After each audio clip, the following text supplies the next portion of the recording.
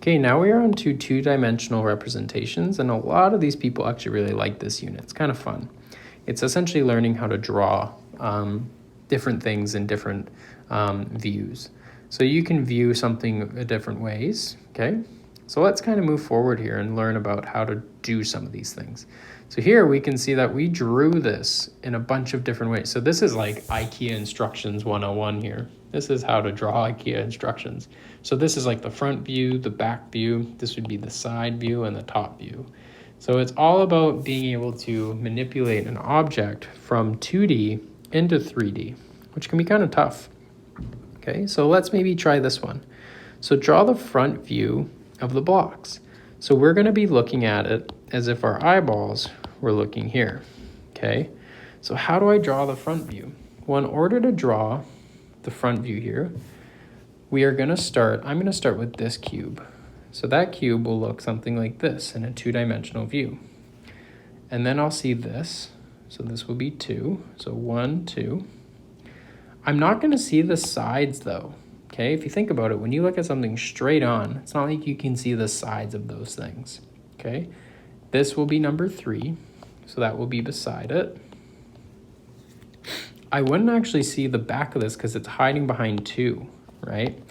And then I would see these 2 blocks. Let's make this 4 and 5. Okay, so now we're at the tallest block. Now let's start going down here. So 3, and then we wouldn't see any of the top parts here, but we would see this section. So that would be 6. And it would look like as if almost it was beside number 2 there. And then from here, this is where it's a little tricky on like, what the heck is going on here? Something that's actually happening is that this has nothing on top of it, this one. So this will be, let's call it 7. And then this would be 8 and this would be 9. So 8 would be right beside 7 and 9 is on top of 8. And then lastly, 10. And then there's the front view of that object. So some people might be like, duh, and other people might be like, what the heck? Because this can be very, very tough for some people and really, really easy for some others. Okay, but hopefully these numbers kind of helped you visualize what was going on. Okay, so let's maybe move on and look at, so here is like taking a component apart. So you're taking these things apart and drawing each one individually so it's really instructional. Okay, so let's see if we can do one here. So draw the component parts for this kitchen table at an appropriate scale. Label the dimensions.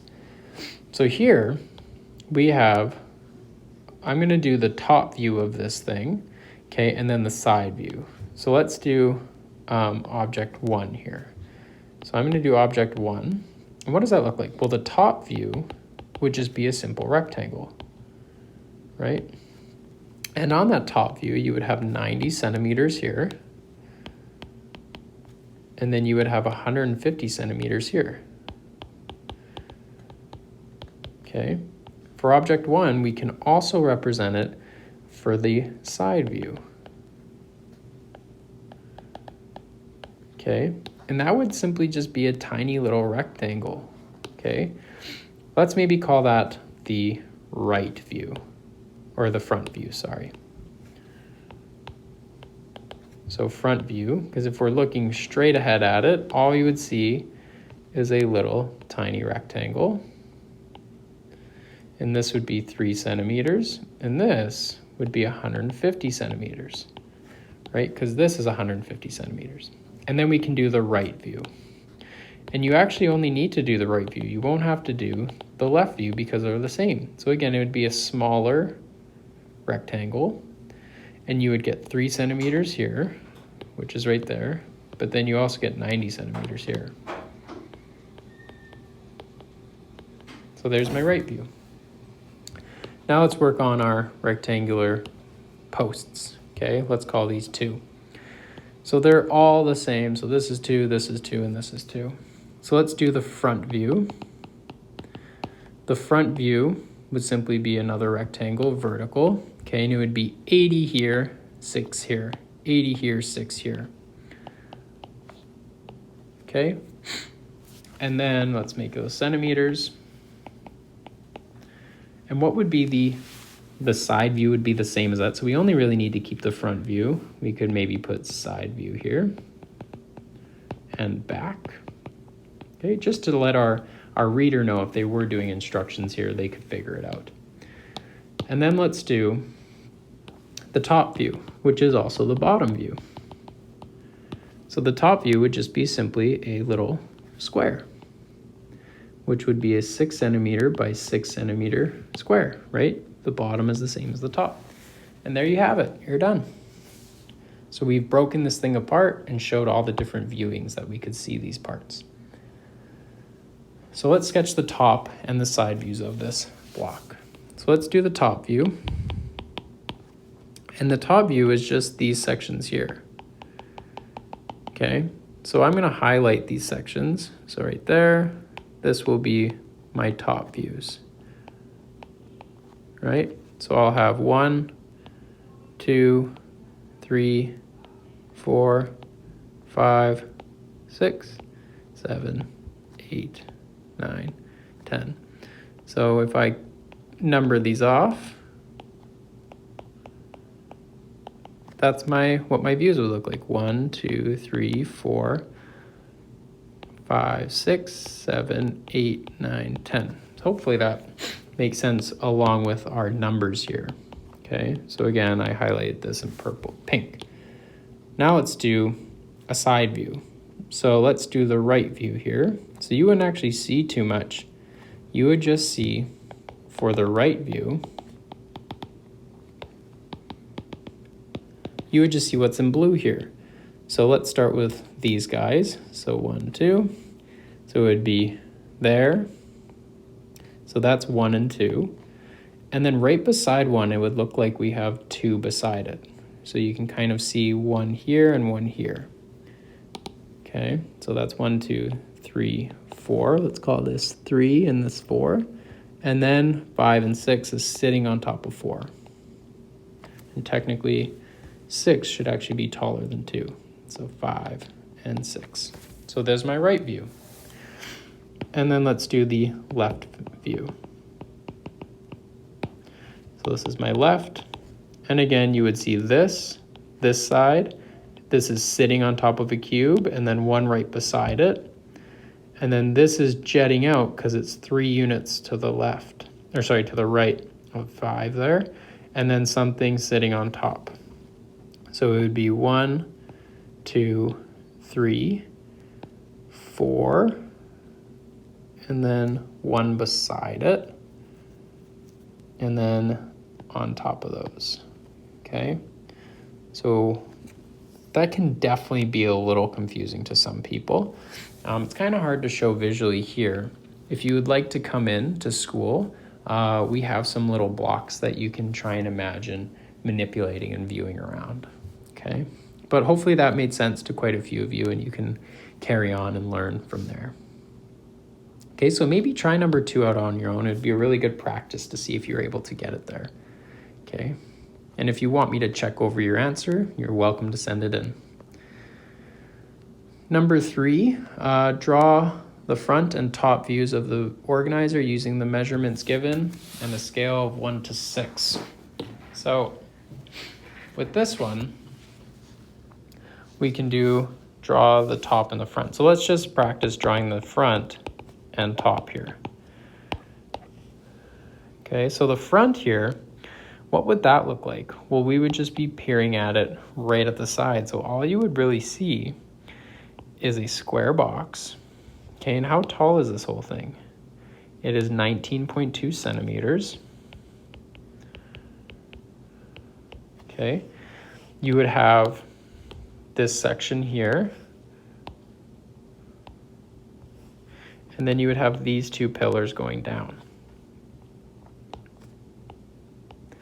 Okay, this whole thing here would be 38.4 centimeters, okay? So 38.4 centimeters. And then from there, you would have additional little cuts here. And that's these guys, okay? the height of this would be 12 centimeters. So there's my front view. Now what would my top view be? My top view actually would be a little bit easier.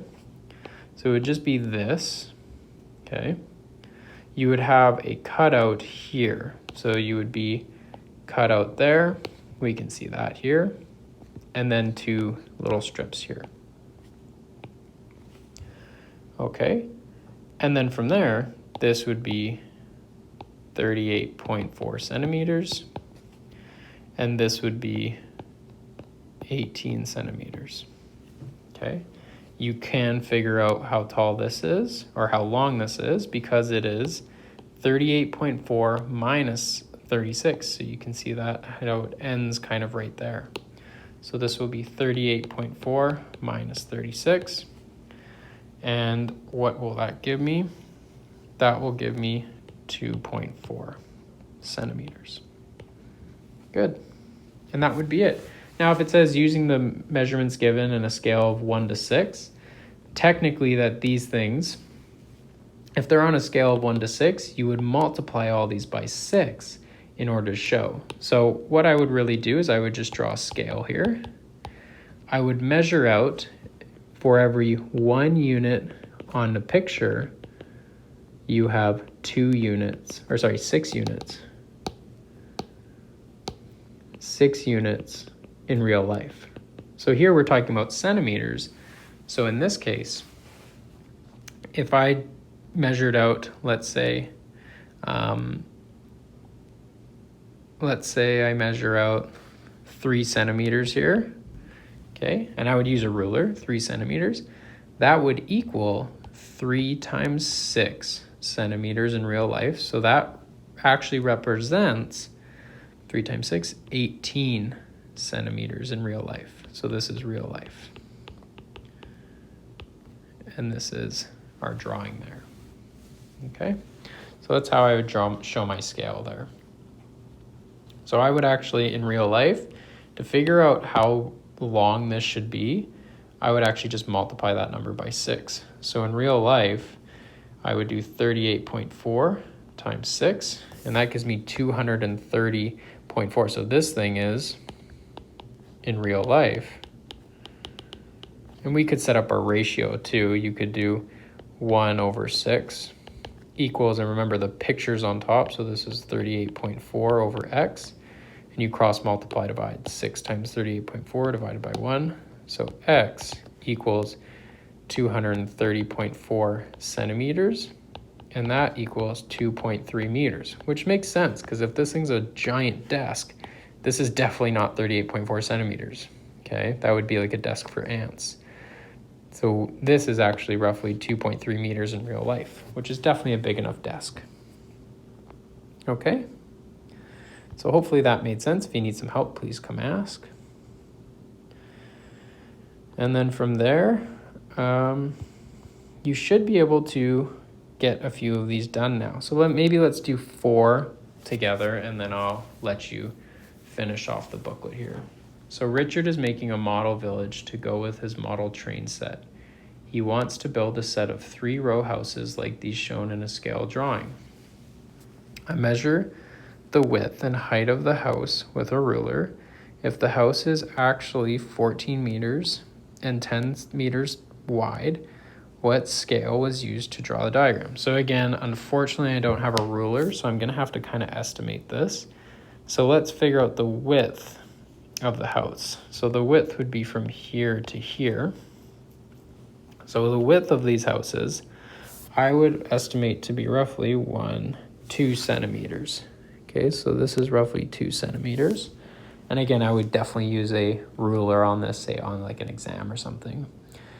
The house itself, how tall it is roughly 1, 2, 3, 4. I would say roughly 4 centimeters. Okay, so let's figure out the scale here. Okay, so if this is 14 meters and 10 meters wide, so let's put drawing on the top. Usually you want to put a drawing on the top and then the real life on the bottom, but it's not mandatory. Okay, and again, we want these in the same units when you make your scale factor. So 14 meters times 100 to get into centimeters gives me 1,400 centimeters. So here, real life is 1,400, and this is my height, okay? Now I need to use my height in my drawing to create my scale diagram. So this will be 4 here. So I'm going to divide both by 4 to get that top number to be 1. Now let's see what 1,400 divided by 4 is.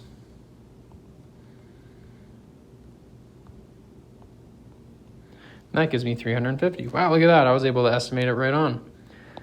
So this will be 350. And if you used, let's say, your width, you would get the same solution. So just to show you, 7 meters is 700 centimeters over 2 centimeters. So in this case, we're making the scale factor using our width. If I divide both these by 2, you're going to end up getting 1 over 350 as well, because they were factored using the same scale. Okay. The scale of Richard's train set is 1 to 1,000. What will the front dimensions of the model be? Okay, so the scale of Richard's set is 1 to 100. What will the front dimensions of this house model be? So from here, what are we doing? Well, we're doing 1 to 100, okay? And of course, this will be my scale on the top, scale image, and this will be real life. Your real life is always going to be bigger, unless you're making something bigger, but that rarely happens, okay? And in this case, we have to use this factor. So 1 over 100, let's figure out what the front dimensions of the house model will be. So in this case, I'm going to use 2 here, and 2 is my scaled image. Okay, so I will get, or sorry, we're using this guy, 14 meters and 7 meters.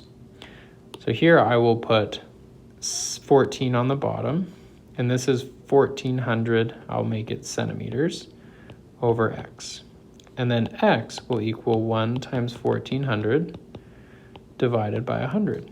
And that's going to end up giving me 14 centimeters, and this is the height. Okay, and you would do the same thing for your 7 meters. Okay. So my 7 meters, I would use a volume 1 to 100, and my real is 7 meters, and I'm trying to figure out how tall that should be. So x will equal 7 meters divided by 100, which will give me 0.07 meters, but we want that in centimeters. So I'm going to multiply that by 100, and I will get 7 centimeters.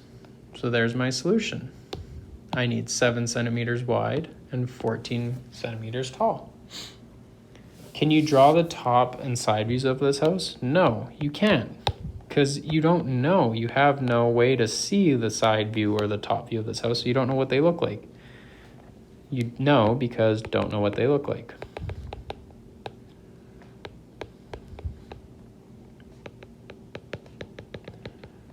Okay, alrighty.